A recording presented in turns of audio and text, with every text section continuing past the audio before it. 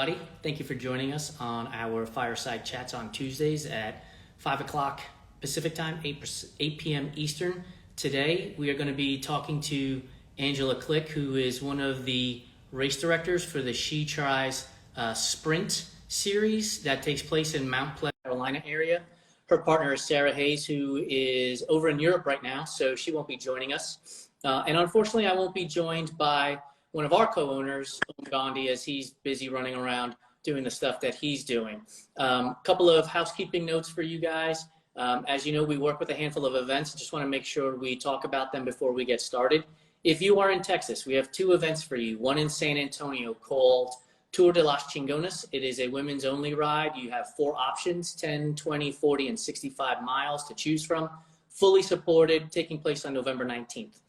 August 20th and 21st, the Lago Mar Multi-Sport Festival taking place in Texas City, Texas. So you've got aqua bikes, you've got 5K and 10K runs, and you've also got a youth triathlon that'll be taking place at that event. So check out our site, go to the races near me, select Texas, you'll see both events listed there. The Monarch Triathlon, which will be taking place October 22nd, 2022 in Kingman, Arizona. Registration is open and it's filling up. We also have with our sister company, Caw Tri, race kits and hoodies and cycling socks and arm warmers and all sorts of apparel at cawtri.com. Check out the Monarch Triathlon collection there. And then lastly, Boise Running. For those of you who want to try to qualify for Boston, it is a flat, fast course. They also offer a half marathon, a 5K and 10K event, and at those 5K and 10K events, they will have a onesie contest. So make sure you check out that event on our website as well. Again, go to runtrimag.com. Across the top, click on events, the drop down races near me, go to Idaho. You'll be able to see it right there on that screen. So again, we'll be talking to Angela Klick, who is one of the race directors for She Tris Sprint event series, because there's 3 of them that take place over the course of the summer in the Mount Pleasant, Charleston, South Carolina. Angela, thank you for joining us. Thanks for having me. This is awesome. So for anybody who doesn't know, we've been partnered with She Tris for over a year now. Angela is one of the first race directors that we were able to ever get a hold of, actually, and be able to chat with and have a conversation. And mostly because what Angela's race does is empower women, and that's important to our organization. So Angela, give us a little background about She Tris, why you started it, why it's important to you to keep it going. Thanks. So I started She Tris back in, I think 2016 was our first event. And it was an interesting time in my life. I had 2 children and I was about to have a third, like literally race day. I was 9 months pregnant. And so it was just an interesting time for me. I had been a triathlete in the past. I was, slightly competitive in my own realm, but I found myself after having kids kind of not knowing where to start and just not knowing how to jump back into the sport that I loved, but I didn't have the same body. Nothing was the same. My life wasn't the same. My friends weren't the same. And I wanted to create, I've thought about and dreamed about a women's event for a really, really long time even before this. So it was just timing. I remember I, sat my husband down and I just said, hey, I think I have this idea and I think it's time to jump on it and it's time to move on it. And I said, the most money I think we'll lose is $10,000. And, he kind of took a leap of faith. And I guess he thought I knew what I was doing. And we found ourselves, probably 6 months later, we had sold out our first race. Wow. So it was, it was really exciting. It was, like I said, just a time in my life where I just knew there had to be other women like me that just didn't know where to start, how to get started, if they had been in the sport before, how to continue, or even, most of our women don't even know that this is on their bucket list until we tell them that this is something available. And yeah, that's how it got started, was really just through my personal journey and really wanting just to motivate other women to, find something great in their lives just for them. That's amazing. And it's interesting that your story is similar to Brandy's story, who we had on last week about starting the Monarch. It was just something that had been on her mind. I believe she had started her 501c3 like 5 years before she launched the race, and it just sat there until it was the right time for her to do it. So it's amazing. So for those of you who are on this call, if you've got dreams, you know, go for it. Like, I mean, Angela's sitting here telling you, she said the worst case scenario was we lose 10 grand and we figure it out, right? I mean, that's amazing. And most people are afraid to even put that into words, let alone into action. So kudos to you. Why, though, all women? Just because there were other women like you, why not have a combination of men, women, so that you have a larger pool to sell to and not risk the 10 grand? Yeah, no, that's a great question. So I worked in a triathlon store. I actually managed a store that's no longer around. I was in Mount Pleasant and it was Charlotte, and I was going between the two locations, and you know, I just loved the women that I worked with. They were just like you know, they just would soak up all of this information that I had to offer, and I didn't even know I had that much to offer. But everything, and I felt like you know, the men, nothing personal, but they kind of felt like they had it all figured out, and you know, they didn't or don't. So the women were just more approachable. And then I did Nike Women's Marathon in San Francisco, and it was not all women's, but it was catered to women. And I mean, if you could have like a more plush marathon, I mean, it's still the same distance. It was still hard, but they just took care of you so well. And I was like, that's the experience I want for people. So that was kind of the framework of, you know, what I aspire to do at our events, is just really take care of these women. I mean, if I could massage their feet halfway through, I probably would. But I slow them down because they're doing so great. But yeah, it was just really important to me to take out the intimidation factor that I think sometimes can happen when men are involved, or then you start to think about how you look or what you're wearing, or, you know, am I doing the right thing? Someone's running over me. No offense. I mean, I've done plenty of, you know, multi-gender triathlons, and they're great, and there's a place for them. But for a true beginners event, I just really wanted to take out all of the intimidation factor. So I've got a question for you, but I just saw Joshua Barkey, I believe that's who typed it in, said that She Tris Sprint Triathlon is very popular in Charleston. And I will back that up, as I told you while we were in our green room, that we ran ads in the area from Savannah all the way up to, I believe, Myrtle Beach, Hilton Head area. And the number of people that liked the post and, you know, were talking about it was off the chart. So you've clearly built something from that first thought of, you know, maybe we lose 10 grand to where you are today. With that being said, you are a sprint only distance event. Is that because you want to cater to beginners? You want to lessen the intimidation? Is there any concept of going to the Olympic distance next? Is that part of the future plan? What does that look like?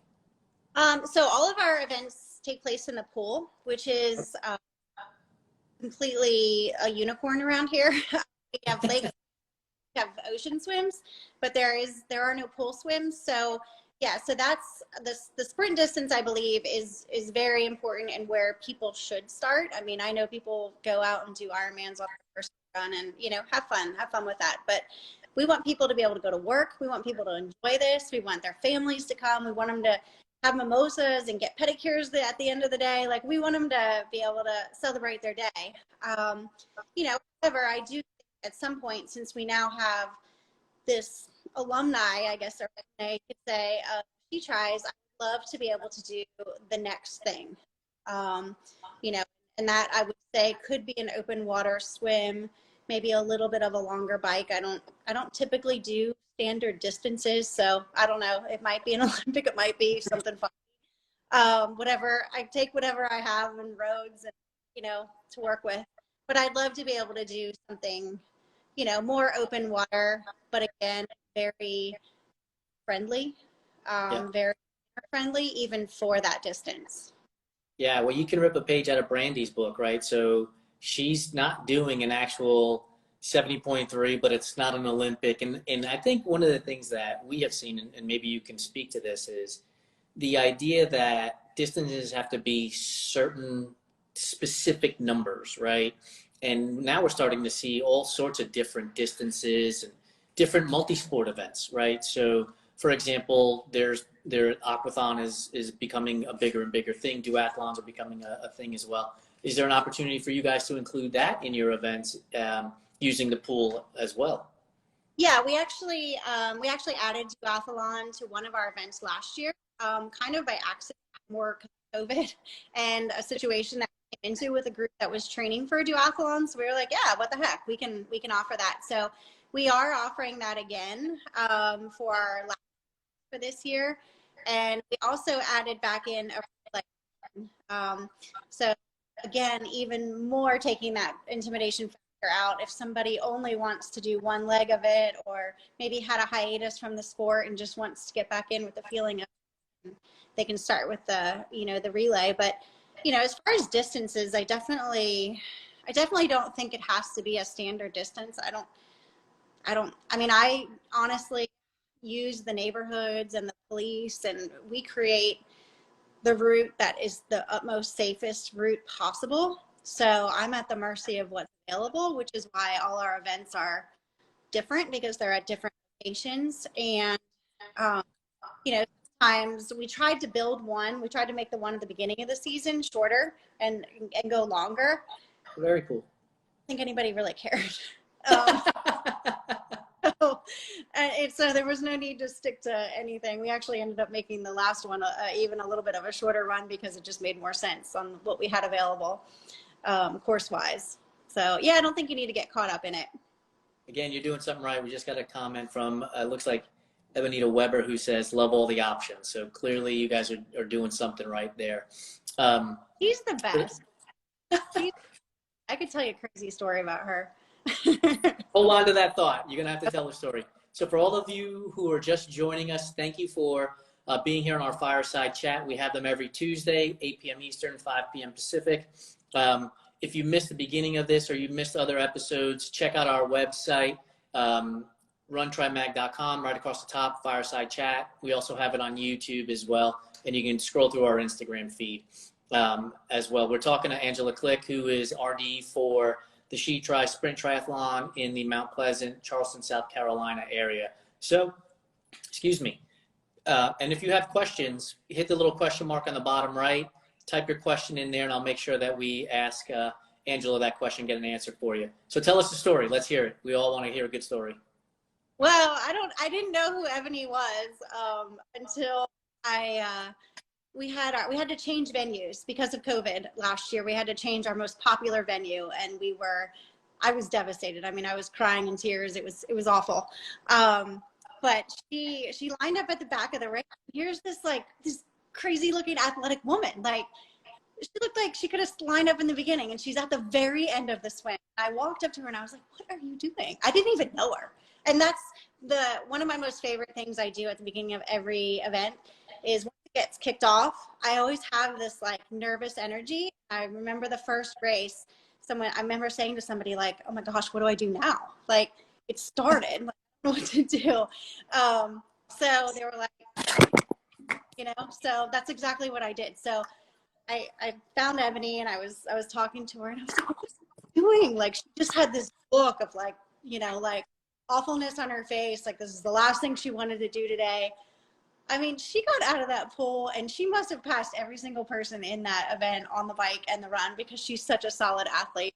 I still don't know what she was doing in the back. I give her a hard time all the time, but she's an incredible athlete, but it's just another example of, you gotta bring the best out in people. And I don't know if she even knew what she had inside of her that day. Maybe we'll have to set up Ebony as, maybe have to set her up as one of those, the people that start at the end. For as many people as they pass, we make a donation to a fundraising. She's got to donate too. So what sets your race apart from other triathlons in terms of what are you doing to help the women, supporting the women? What's different about it? Why would somebody who is interested in joining triathlon, again, might not know about you and be intimidated anyway, participate and register for one of your events? I think there's a couple of things that I think we do right. One is when you sign up, you get a free. So the minute you sign up, you get a link to a training plan because we want you to be prepared. We don't want you to have to hire a coach for your race. You know, we have one that wrote a training plan specific for our event. We know it works. Lots of people followed it. So I would say that if, you know, if someone doesn't know what they're doing, you know, and has that available, that's a good starting spot. Also, I mean, I think people don't realize that a lot of people reach out to us, but I think a lot of people maybe think they shouldn't. But any person that reaches out to us, no matter what their location, we try to hook them up with somebody who can help them swim if they need to learn how to swim, ride a bike, find a bike. We have networks all over the place. So we try to, if someone has a question or someone has a barrier, it's just my mission in life to knock that down. I mean, nobody can tell me no, because I'm not going to accept it. I'm going to do everything I can to help someone succeed. And then, you know, I think we have clinics that happen before the event. A lot of people take advantage of our most popular one is a preview the course. Obviously, participants can't take, you know, part in that, but we have some people that will just come in for the weekend or the night just to ride the course. So, you know, I think it's getting everybody prepared in advance that can, you know, build somebody up for success. I think that's a big part of it. That's awesome. You know, I think one of the things that my partners and I have noticed since we launched our business a year and a half ago is, without knowing it, there are so many people who are willing to help and extend a hand and say, let me guide you. And if they can't do it, they'll point you in the right direction of people who can. For those of you who are joining us, I mean, we're helping put on the Monarch Triathlon. And I reached out to Angela and I was like, do you mind jumping on a call with me and Brandy Ramirez, the RD for the Monarch, just so we could pick your brain? Because, you know, Brandy's just getting new at this and I have no idea what, you know, what to do to put on a race. And Angela was like, yeah, let's do it. Let's chat. And so, you know, it's an amazing thing to see, because there is the stigma of triathletes, right? Sort of being selfish and look at my $10,000 bike and my, you know, $400 running shoes. But we all started somewhere, and we didn't start there at the 10,000 bike level. Most of us didn't anyway. And so we all have to start somewhere and grow from there. So you've already had one event this year that took place at the Ion Club. And your next event is going to be I'm going to say August 20th. Do I have that correct? That's correct. Yes. And there's a little neighborhood in Mount Pleasant called Hamlin neighborhood. And that's where we will be. And then the third event takes place in September, correct?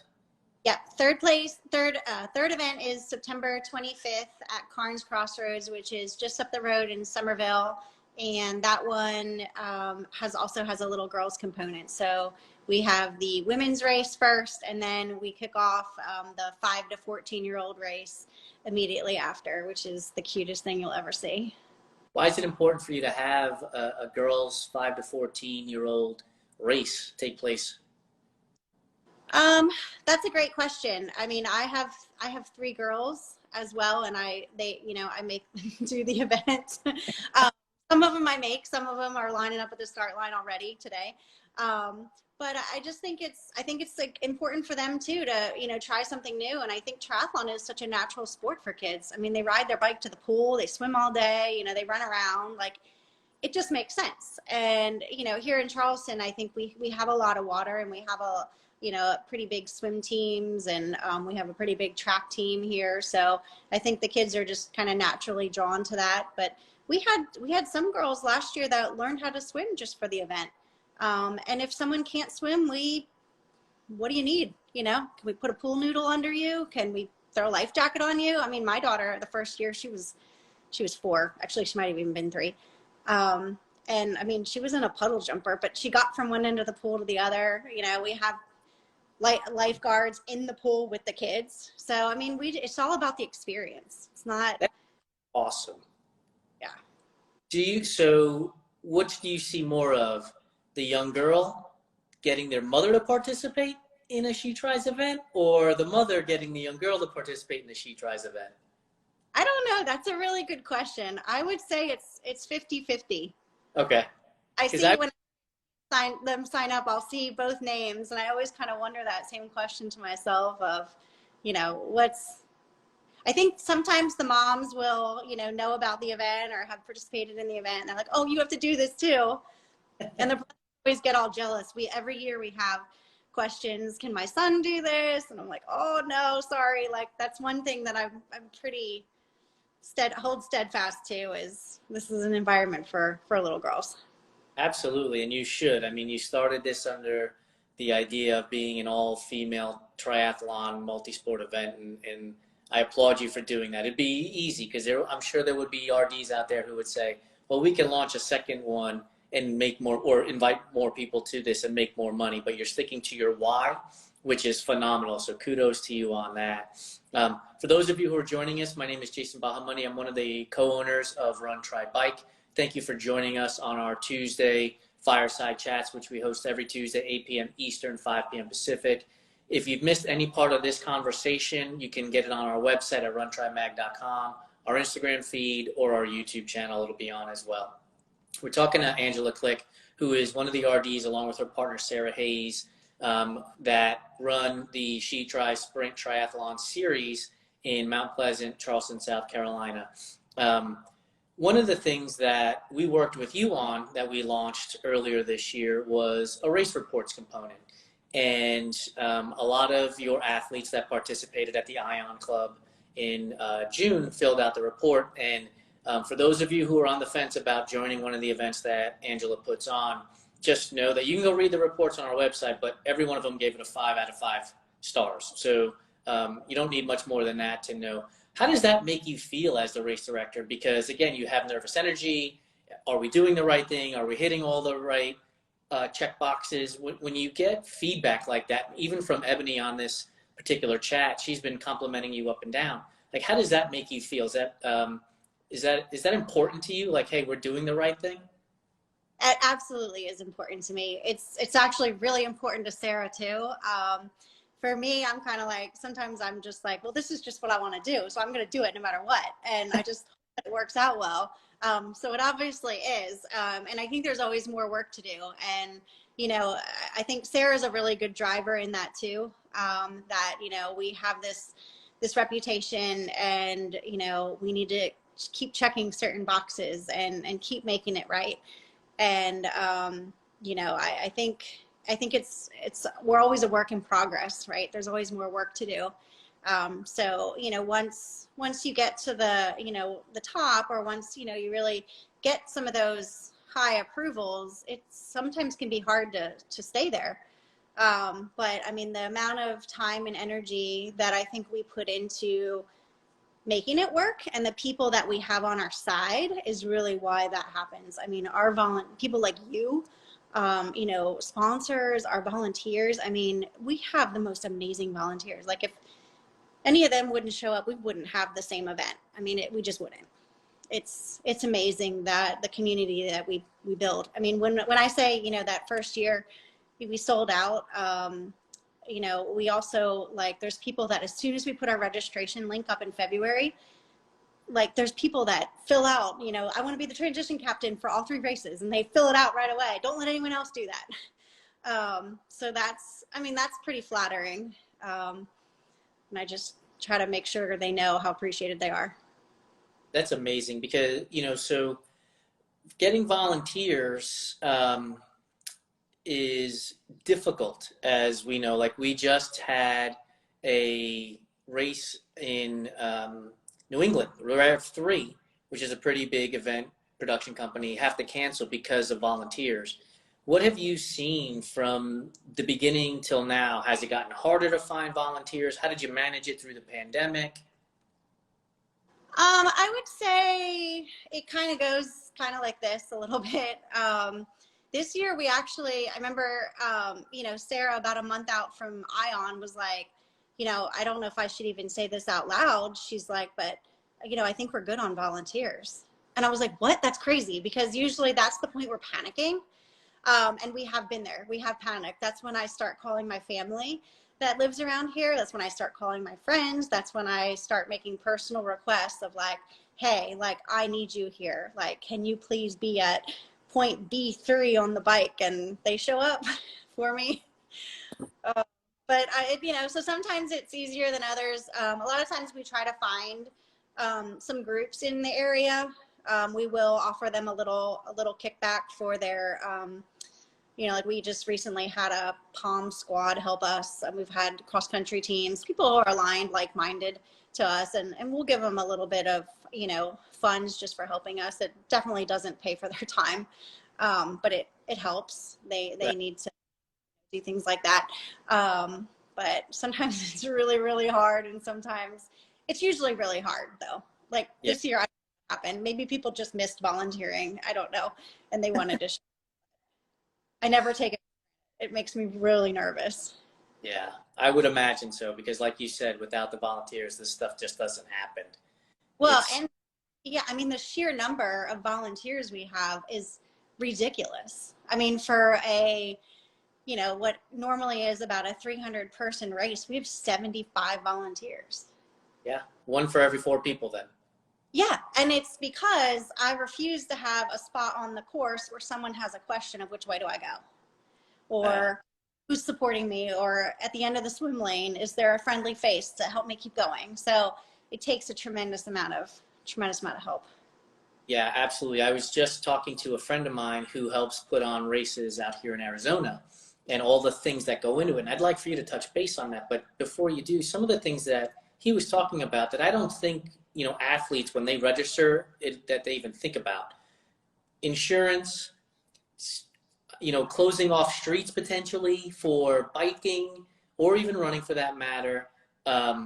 The cooler that you need to put the ice in, like the minuscule things, the person who's ordering the medals, the person who's ordering the cones, the person who's putting the cones out, like just as efficiently and briefly as you can, all the things that go into a race. Like, can you give us an idea of that, what that looks like? So I love lists. I'm a list person, and I'm a sticky note person, which drives me crazy when it's race day. I will have like 50 sticky notes all over the place, and I will know exactly where everyone is. But I think after the first event, I wrote everything down. Now I have like checklists and timelines, what needs to be done every single day of the month in June to prepare for the August event. I have what needs to be done in January, February, everything, even down to like how I load the truck for the event, what goes in the truck in what order, how it goes back in the storage unit. So a little type A helps. But there's also like a lot of like sometimes winging it, and just, oh my gosh, I didn't even think of that. I forgot about that. Or, that's why Sarah and I have each other, because we keep each other in check, and she has her part and I have mine. And, we really divide those responsibilities out. But that's the part of it I love. I mean, the whole, like, you have to like that. To be a race director, you have to like the parts and pieces and all the little details, because they're important. Yeah, I mean, just, hearing the gentleman's name was Greg, just going through the things, because he's the muscle behind it all, right? So he's putting the tents up. He's the person doing that type of stuff. Let alone you got people who got to do website stuff, and nowadays in marketing, social media stuff, and don't even get me started on TikTok, because I don't know what it is, and it's not something. I'm too old for TikTok. Let's put it that way. I'm gonna do a TikTok video. Yeah, we'll ask my 10-year-old. You're gonna need her help for sure. She'll have to be our marketing director at some point. Well, and I think because I have partnerships with people like you, I mean that helps. I mean, you make some of the things so easy for me. I mean, and it's sometimes you think of things before I do. So I think a lot of it is just surrounding yourself with the right partners and the right people, with the same or similar values, or people that have, I mean, I don't know everything, and I'm not going to know everything. My husband did not marry me because I could balance a checkbook 20 years ago. Like, he has his strengths and I have mine, and it's not that. So, I have a bookkeeper, because that is not my thing. It's not going to be. So I think but surrounding yourself with the people that really can help you, and admitting that you don't know it all, I think, is important. That is so true. So the reason that the how I got connected with you was because I had wanted to have a calendar of events on our website when we launched this business. And a friend of mine connected me to Brian Hunt at the Let's Race app. And he sent me an email and was like, have you talked to these folks at the She Tris Sprint Triathlon? And I'm like, dude, we just launched the business yesterday. I haven't talked to anybody yet. And so, you know, he sends me your information and I connect with you. And it's about surrounding yourself with the people that, to your point, either have the same vision or are complementary for you, so that you can work on the things that your strengths are and what you're strong at, and they complement you. So, for example, my partner Angela and my other partner Om, they've got their strengths that complement mine, just like Sarah complements yours. So I think that's super, super important. One of the things that keeps rolling around in my head is when you started this race series, you had a vision for it. What are you not able to do today because it was just too grandiose for the event? Like, what did you think about all those years ago? And you're like, man, maybe someday we can still do that. I don't know. That's a good question. I feel like I did it all. Maybe I'm not reaching high enough. Well, you know, a lot of the things like giving out, oh, I know what it is. So at the end of the Nike San Francisco Marathon, I got a Tiffany's necklace. So we give out, spoiler alert, we call them keepsakes, but it's typically a necklace. It has, sometimes it's a little bit different. It's usually very meaningful to the year or the woman who designs it. But, you know, I'd love to be able to give out Tiffany's necklaces one day. We tried a local, I'll just say a local, well, they have a local shop here, but a higher end business, and they turned us down because it was too many, I think. But yeah, really kind of knocking it out of the park for me would really be just to really give away something fantastic like that. There you go. We'll have to find you a jeweler then. There was a comment earlier on here, and we talked a little bit about the September race, but this woman obviously is going to participate in the September race. Said she's registered for it. She's super excited, found out about it from a run group that she participates in, and the Try for Life in Somerville. And I know that you are connected to Try for Life. Talk about that a little bit. Give some background on Try for Life. Well, I could talk about Try It for Life for the next 3 hours. It's an organization that's just so important to me. I actually started I don't even know if you know this, Jason, but I actually started our local chapter of Try It for Life. I founded that after getting to know the organization when I worked in Charlotte at the triathlon store. And there was just these women that were just these unlikely candidates for triathlon. I mean, they didn't look like triathletes. They, you know, it was just, for lack of a better way to say it. And I was just like, this is amazing. Like, these women are excited about this and they're going to do this. I have to be a part of this. So I told the founder that one day I was going to do it. And I literally called her, this would have been 2015, I think, 2015, sometime in 2015, before She Tris. And it was, I think it was January of 2015. And I was like, hey, I'm doing this. It's time. And we're going to train for an event in the spring. So like, we're starting now. Like, is that okay? And she was like, wait, what? Like, you're crazy. And I was like, I know. And I remember her telling me it's the crazy that get things started. So I took that as a compliment, and I, like I normally do, I find 5 friends who I say, hey, this is a good idea. Let's do this. And I'm like, come on, it'll be a fun journey. So we started our own little chapter of Try It for Life here in Charleston, and it just took off, and it's still going on today. I you know, have taken a step back. I still try to volunteer in a mentor capacity, because it's truly women helping women who have been there. It's not a coaching program. It's just women who've done a triathlon that helps you do yours. And I think it's so important. And that was definitely, you know, the foundation and the drive for wanting to start She Tris as well. Because we were traveling to North Carolina for a race. And I'm like, well, that doesn't make any sense. Right.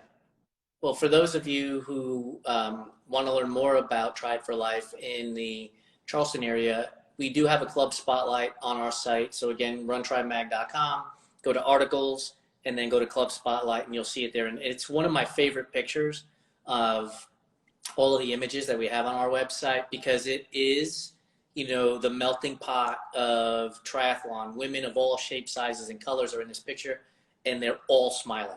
And so, you know, while I may not seek out the picture, every time we're updating a post or an article or whatever, that image is in our media library. And so I get to see it, and it is fantastic. So again, for those of you who are interested in learning more, go to runtrimag.com. Try It for Life is in the Club Spotlight under articles. For those of you who are joining us and you might have a question for Angela, what's it take to put on a race? What is the race coming up in August and September, distances? Whatever questions you may have, click the little question mark in the bottom right, type it in there, and we'll make sure we ask Angela that question and get you the answers that you need. But you got to do it soon, because we're coming up on the end of our time. She's on the East Coast, so it's getting later and later over there, and she's got races to put on soon, so we don't want to keep her up. So when you're looking for these venues, Ion Club, Hamlin, and is it pronounced Carnes Road? What are you looking for in those venues for the event? What makes it stand out for you? That's a great question. Well, they have to have a pool, and it has to be rectangle, which sounds very basic, but that's not always the easiest to find. We try to look for, I guess I should back up a little bit. We try to look for, you know, we have an image, and we have, you know, at She Tris, we want to cater to the women a little bit, and we want them to feel super special. So, you know, there's things that we do. We offer mimosas, which we should probably always just start with. You know, we offer keepsake jewelry. We try to offer, you know, like nicer race tanks, you know, things like that. We try to really take care of our participant rather than just offering them, you know, a stale bagel and a banana at the end of the event. You know, before COVID, we used to have more of a spread of food that was pretty good. And so, you know, we charge a lot. You know, it's a decent amount, I think, for a race. So we want to have a neighborhood and an area for the women to be in that matches that. Gotcha. Ion and Ion Club is one of our premier neighborhoods and clubs in Mount Pleasant. I mean, if I had to, you know, that was my #1 spot. Gotcha. And I achieved it, and I was very happy with that. You know, Hamlin's the same. It's a really pretty southern neighborhood. And then Carnes Crossroads, I kind of just was looking around in Somerville, and someone mentioned it to me, and they have this really cool green barn was, I don't really want to say restored, maybe rebuilt to look like an original structure that was there before the neighborhood came. And it's just a really cool up and coming area. It has a lot of really unique characteristics around the neighborhood. And then we also look for a neighborhood that wants us there. You wouldn't believe how many people don't want us there. I mean, I get told no all the time. I mean, like I said, that's like probably the worst thing you could tell me. Make me try. I mean, ask my friends, my husband, anybody who knows me, like that's just going to make me keep kicking and trying harder. Which, kind of a funny side note, I don't think they'll care that I share this story, but the timing company that we typically work with in the area, I told him about the event, and I remember him telling me, like, that's never going to work. That's a horrible idea. And he always brings it back up, like, you proved me wrong. But you know, if he hadn't said that, I don't know if I would have fought as hard. But yeah, so, you know, and obviously we want to, with beginners, we don't want to put them out on interstates or highways or anywhere with a lot of traffic. That can be pretty scary, even to a intermediate athlete. So, you know, those kinds of things, stars pretty much have to align. Yeah. To get an area. And it's really, that's probably the hardest thing that we do, is try to, you know, often we're always looking for where the next spot is. Where are we going to go next? And it is so hard. It should not be this hard. I mean, for what we do for women and the community and the families and the, you know, if you feel like, not to toot your own horn, but you kind of have to sometimes, you know, the good stuff that comes out of this, for lack of a better way to say it. I mean, and then, you know, communities or, you know, hosts don't want you there. It really just makes me want to bang my head up against the wall, but it's what keeps me going at the same time. Well, I mean, honestly, if you need any testimonials, you can point them in our direction. You can send them to our website. Those race reports will convince anybody that it's definitely something that they should be either participating in, from a sponsor to an event location to an athlete, because there's not been a single word that was like, well, I wish they would have had X, right? It's not even that. Like, everything that they could have wanted exists with your races. And that's a testament to you for listening to your athletes too, right? Because I'm sure you had a vision of the event at the beginning, and it was, I'm going to have A, B, and C. And over the years, you've had athletes tell you, well, what about D, E, and F? And you take that into account and you try to do the best that you can. Before we jump, go ahead. Sorry to interrupt, but I thought of something that I always wanted to do that I finally am doing. Yeah. So this is crazy. This is funny too. So at Hamlin, our next event in August, they have a water slide. And I was like, wouldn't it be cool if you got to start a race in a water slide? Like, how fun would that be? So I talked to the community. So we are at that site now. I think this is our third year, because we don't count the year of COVID. And even that same timing company told me 100 reasons why it wouldn't work. So I kept asking, hey, you think we could try that next year? Guess what we're doing this year? No way. In the water slide. There's going to be a line for people who want to go on the water slide, and, you know, a little line for people who, if they want to opt out, they can. But I don't think anyone's going to be in that line. But yeah, we're talking about doing a chip time at the start of the slide and the end of the slide, so you can see your slide. But yeah, so I'm sorry to get sidetracked, but I think it's really fun. And I think, you know, it's something to do. We got to make sure we get race photos so that we can share from the Hamlin event for sure. This is going to be awesome. We need to shoot our marketing photos very soon. I was waiting for the pool to open, and now we're halfway through summer. So, but I love it. Like, to me, right? So I started this stuff 15 years ago, right? And 15 years ago, it was 5K, 10K, 15K, marathon, half marathons, 70.3, 140.6, and after about 8 or 9 years, I transitioned into ultra running. And ultra running cracks me up because it is the exact opposite of the exact distance, right? They're like, you're going to participate in this 40-ish K race, like 40-ish. And so you just run, and it is whatever the distance is, wherever the finish line is. And so I think that triathlon can incorporate some of that laid backness that, you know, permeates the trail running community. And a water slide is genius. Like, that's going to be so awesome. And it'll get people more involved in the sports. It's going to be amazing. So you did a spread on Carol, who's our oldest triathlete at She Tris. And I think she's 78 or 79. I don't know at this point. But I told her about it at our last event that she was at. And I was like, so what do you think, Carol? Like, do you think you'll do the water slide? And she was like, I absolutely am going to do the water slide. I go down with my grandkids all the time.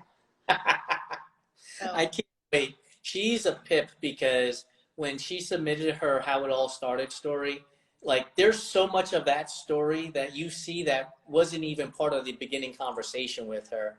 And she is fantastic. And again, for any of you who are on this call who are not in the Mount Pleasant, Charleston area, females obviously, get yourself over there. And I'm going to ask Angela to tell us about the 2 races coming up, their dates, because I have yet to see a single person with a single negative comment about the event. So be sure to get out there. Angela, give them when the events are taking place that for this year, the next 2. So our next event is on August 20th. That's at Hamlin neighborhood, which is in Mount Pleasant. And we also we work with hotel partners. So we Charleston can be an expensive town, but a fun girls weekend. So we'll make it worth your while, we promise. And then the one after that is in September. That's September 25th. And we have the women's event in the morning, and then we have the little girls event right after that. So that's awesome. Yeah, seriously, get yourselves over there, folks. It'll be a blast. And I know Angela has invited me out there for the last 2 years, and we'll make our way over there because we'd love to get some pictures for our website, but obviously just to get to meet each other in person. So we get to do the rapid fire questions now. And so this is these are the super important, hard-hitting questions that we love to ask here at Run, Try, Bike, because, we think everything should be so super serious. Anyway, with that being said, let me pull up my notes here. I'm a little unprepared. Anyway, so when you're out running, music, podcast, or nothing? I go between nothing and music. And what type of music? Taylor Swift. That was easy. Normally it's a genre and then I ask the question, favorite artist. So we jump right to Taylor Swift, no problem. Favorite food? Pizza and broccoli. Okay. That's the first I've ever heard. Broccoli being a favorite food, which is not a bad thing. As a vegetarian, vegan, I'm good with that. But pizza is important. Pizza is super important. And the question that I ask everybody is, pineapple on pizza, yay or nay? Oh, absolutely. Oh, come on. Why not? Because nobody's ever said I need to put this acidic pineapple fruit on my acidic tomato. Like that doesn't. What's that? If you don't eat ham, it's not going to make any sense. You got to put it with ham. Well, so you have sweet. I'm also a New Yorker, and we're just pure traditional, fold it sliced by the hand, tomato and cheese, and be done with it. We don't need to put extra stuff on it. Don't hold it against me. I won't. Candy corn, is that a real candy? Yes or no? Absolutely. Oh my goodness. It goes in my bike times. Oh, they're on your bike. Yeah, Ebony, I'm with you. See, she said no. Are peeps a real candy? What? Are peeps? Oh, only if they're stale. You're the second person who said that. Only if they're stale. We had Jack Really? Randall. We had Jack Randall on 2 weeks ago, who is the founder of Zoza Beacon, and he said the same thing. He goes, they're okay, but they're better when they're stale. And I've never heard that before. Mm-hmm. Buy them at Easter, cut them open, and they'll be good by like Thanksgiving. In which case they become doorstops and you'll forget about them. No, they don't get hard. They just get perfect. What about circus peanuts? Are those a real candy? Yeah, see, I love candy. Oh, yeah, but that's not a real candy. Oh my gosh, those things. I just introduced those to my kids the other day. They thought they were ridiculously good too. We have such a sweet tooth in my family. Ebony and I are BFFs. You say? Worst. It's a candy corn is the worst. Those are all the good ones. No, it's terrible. Oh my goodness. What's your favorite candy then? Mouth. It's so good. I'm going to have to go get some tomorrow. Candy corn is plastic or candle wax. It's not real candy. But I will say, like, it can only be the, like, yellow, orange, and white. Like, it can't be the brown, whatever that is. I can't eat that. Or the pumpkin. I'm not eating that. It has to be a corn kernel or whatever it is. It's garbage. It's what it is. What is your what's your favorite candy then? Mine? Yeah. Twizzlers. Oh, okay, I can go with, but black or red or both? Ew, I hate black. No way. Yay! Black. There's no place for it's like wax. So still, Ebony is not getting off the candy corn thing. Don't put in her swag bag. Corn to Hamlin. What's not gonna... You can put wick in candy corn and light candles. It's not going to melt. I don't think that candy melts. Can't be wax. Favorite movie? Oh, gosh. I don't really watch a lot of TV or movies. Well, we'll skip the next question then. Well, I mean, make one up, like that I've recently seen. I guess Top Gun. But I like the old one. I'm sorry, but Ebony is on a roll. She's like, they all taste like wax. Twizzlers are terrible. What the heck? What candy does she like? Yeah, Ebony, what candy do you like? I'll make sure I mail some down to you. Another thing that I always have an issue with is red velvet. So, are you a red velvet fan? Yes. But why? It's just chocolate with red food dye. Because of the cream cheese icing. But you could get that on carrot cake. Well, which is also, that's my favorite cake. Yes! I finally got a good one. Got a good one. My favorite cake, too, is carrot cake. What Ooh. about pie? Come to Charleston, take you to a good place. I just had it last week. Red velvet is gross. Ebony's on a roll. Oh. What's your favorite pie? Did she just say she doesn't eat candy? Yeah. Well, then she can't be judgmental on all this candy. A lot of candy, so I would know like all the good ones. She's right, though. Red velvet is food coloring. It's just chocolate cake. What's your favorite pie? Apple? Okay, I don't care. I'm a key lime pie guy. That's it. I'm just. All right, yeah, pie doesn't do much for me. Yeah, I'm with you. And then I was going to ask about favorite movie and TV show, but you don't listen, you don't watch those, so those are out. Ebony's cool. Our favorite cake is carrot cake. She says if she's helping herself out. Before I let you go, tell the audience where they can find She Tris on all the socials and the interwebs. SheTris.com. SheTris.com. No E. And you guys can find the events if you forget that SheTris.com, which is super simple, but we have their events listed on our website as well. RunTriMag.com. Go across the menu, click on events, and you can go to races near me in South Carolina and you'll find them. Angela, thank you so much for joining us on this conversation. I had a blast. I appreciate your time and everything that you do for me personally and our business and for the sport of triathlon and women. Thank you so much for having me, and thank you again over and over for all the support that you give to She Tris and all the things that you think of every now and then and you approach me with and we're always game for. So I appreciate your creativity as well. Awesome. Thank you. Have a great night. We'll talk soon. You too. Bye. Bye.